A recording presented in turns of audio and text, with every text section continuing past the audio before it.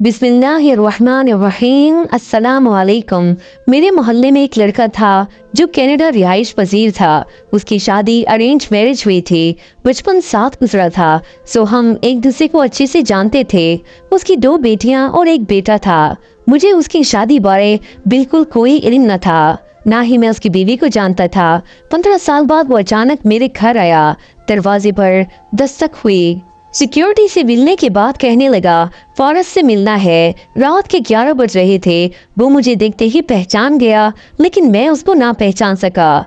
खैर, जब कुछ कुर्बत हुई तो उसको पहचान गया। इरफान साहब, आप आज अचानक गले लगाया। वो बिल्कुल बदल चुका था। सर के बाल झड़ चुके थे, गंजापन आ चुका था। मुझे देखकर बोला, फारस साहब, आप तो बिल्कुल नहीं बदले। जैसे 15 साल पहले थे वैसे ही हो। मैं मुस्कुराया, नहीं जनाब, ऐसी बात नहीं है। सिर्फ जाहिरी शक्ल नहीं बदली, बाकी दिल, एहसास, सोच, ख्यालात सब कुछ बदल चुका है। खैर, चाय मंगवाई। उसका लहजा कुछ धीमा होने लगा। मेरी आंखों में देखकर बोला, फारस, मुझे गुनाह की माफी मांगनी है। मैं मुस्कुराया। इरफान साहब, कैसा गुनाह?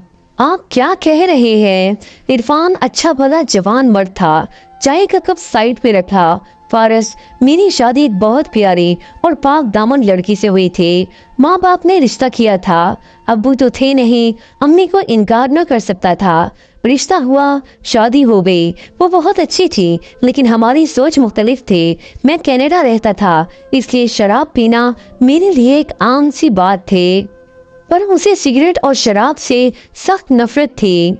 1 साल के बाद हम में बहुत झगड़े होने लगे। वक्त गुजरता गया। 2 बेटियां अल्लाह ने दी थी। वो हामला थी कि हम में किसी बात पे झगड़ा हुआ। मैं उसे तलाक देकर चला गया। मैं वापस न पलटा। आज 10 साल गुजर गए उसे छोड़े हुए। मेरे पास करोड़ों रुपए है, जायदाद है, पर मेरा 2 बार बाईपास हो चुका है। शायद अब मेरे पास ज्यादा वक्त नहीं है। ना जाने कब जिंदगी दहा दे जाए। वो रो रहा था। मेरा हाथ पकड़ लिया। फारस, मैं उसे और अपने बच्चों को अपनाना चाहता हूँ। मुझे बहुत तेज बुखार था, मुझ में हिम्मत ना थी, फिर भी उसके कंधे पे हाथ रखा। इरफान, अल्लाह सब बेहतर करेगा, तुम उदास ना हो। वो बिल्कुल बिलख कर रो रहा था। फारस, मेरे बच्चों का क्या कसूर था? भला मेरी अना, मेरे गुरूर ने उनको ना जाने कितने दर्द दिए होंगे। मैं अपनी बेटियों को सीने लगाना चाहता हूँ। फारस, मुझे मेरे बीवी बच्चों के पास जाना है। मैं सब कुछ लौटा दूंगा। मैंने पूछा, दूसरी शादी क्यों नहीं की? कहने लगा, मुझे इस रिश्ते से नफरत सी हो गई थी। मुझे किसी औरत का यूं साथ अच्छा ना लगता था, लेकिन जब से मैं बीमार हुआ मुझे एहसास होने लगा, हम सफर के बिना जिंदगी कुछ भी नहीं। मैं उसको तसल्ली देने लगा। चूंकि मैं खुद बीमार था, उसे घर जाने का कहा। उसे यकीन दिलाया कि कल उसकी बीवी के पास जरूर जाएंगे। फजर की नमाज अदा करके मैं फारिग हुआ। बारिश हो रही थी। वो भीगा हुआ मेरे दरवाजे पे आ खड़ा हुआ। उसकी आंखें सुर्ख थी, सूज चुकी थी। यूं लग रहा था वो रात भर सोया नहीं। मुस्कुराते हुए आया, फारस अब चलें? मैं मुस्कुराते हुए उसको बैठ जाने का कहने लगा। नाश्ता मंगवाया। दोनों ने नाश्ता किया। मुझे कुछ काम था अपने एनजीओ का, वो खत्म हो गया। 9 बज रहे थे। वो मेरी तरफ देख रहा था, कभी मोबाइल देखता, कभी घड़ी की जानिब। मैं उसकी बेचैनी समझ रहा था। वो अपनी कार लेकर आया था, उसके साथ ही चल दिया। वो बताने लगा कि मेरी बड़ी बेटी का नाम शानजे है। मुझे याद है उसकी प्यारी सी आंखें, उसे मैंने गोद में उठाया था। मेरी छोटी बेटी आरजू, नन्ही सी कली, उनका रोना हंसना मेरे कानों में है। उसकी आवाज कांप रही थी, आंसू बह रहे थे। मेरे सामने बार बार हाथ जोड़ रहा था।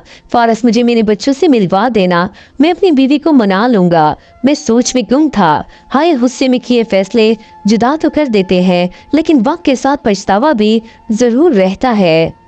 दिल में एक ठेस जरूर उठती है, काश जुदा ना हुए होते। थोड़ा सा झुक जाना क्या ही खूबसूरत अमल है। हम एक गांव में पहुंचे। उसने अपने ससुराल के घर के सामने गाड़ी रोकी। 10 साल बाद वो वहां लौटा था।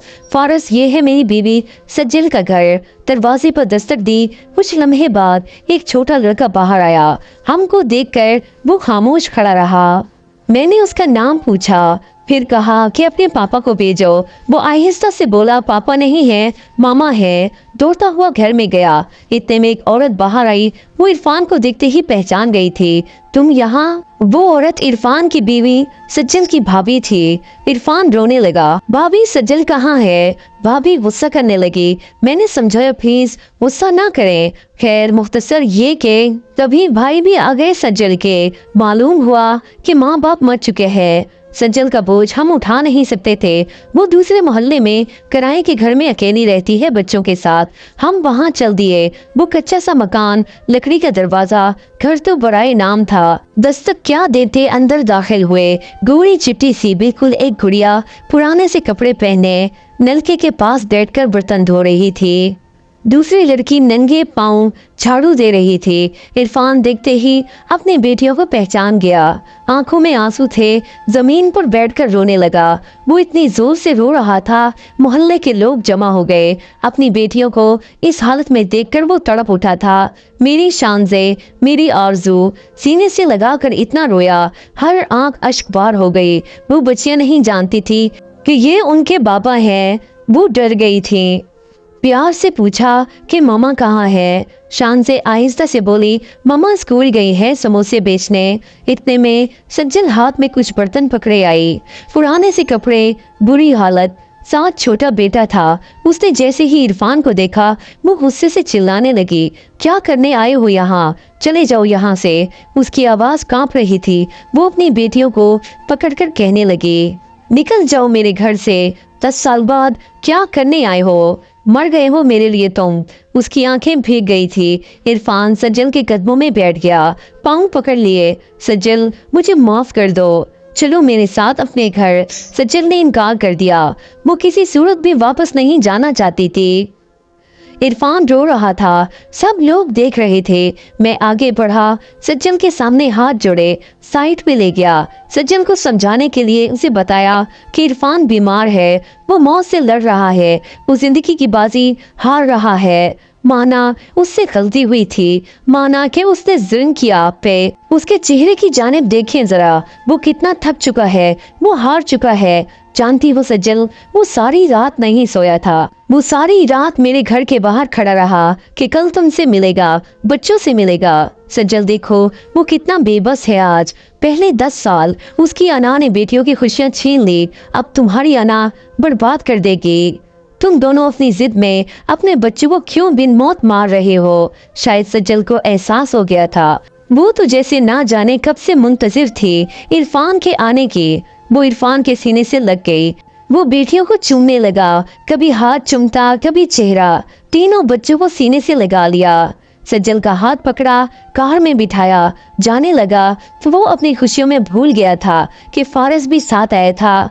मुस्कुरा रहा था, शुक्र या अल्लाह, तूने इनको समझ अता की और एक कर दिया। कार थोड़ी दूर गई, फिर रुकी। वापस आए। इरफान जल्दी से उतर कर आया। फारस भाई, मैं आपको भूल गया था। मैंने इरफान के कंधे पे हाथ रखा। इरफान, जाओ, अपने बीवी बच्चों के साथ जिंदगी गुजारो, खुश रहो। वो लाखों दुआएं दे रहा था। सब बहुत खुश थे। बच्चे बार बार कार को देख रहे थे, कभी बाबा की तरफ देखते। फारस की बात समझिए मेरे मुआशरे के लोगों, मैं तुम लोगों के लिए खुली किताबें छोड़कर जा रहा हूँ। मैं चीख चीख कर नसीहतें कर रहा हूँ। मैं सच्ची बातें आपके दिल को सदका कर रहा हूँ। प्लीज फारस की कही हर बात को दिल में बसा लो कि न जिंदगी सदा है, ना अना बाकी रहेगी। नाज़रीन, अगर आपको आज की कहानी पसंद आई है तो प्लीज़ वीडियो को लाइक करें, चैनल को सब्सक्राइब करें और बेल आइकन के बटन को ज़रूर प्रेस करें ताकि आने वाली तमाम वीडियोज़ के नोटिफिकेशंस आप सबको बर वक्त मिलते रहें। Thanks for watching. अल्लाह हाफिज़। नस्रुम मिनल्लाहि व फतहुन करीब।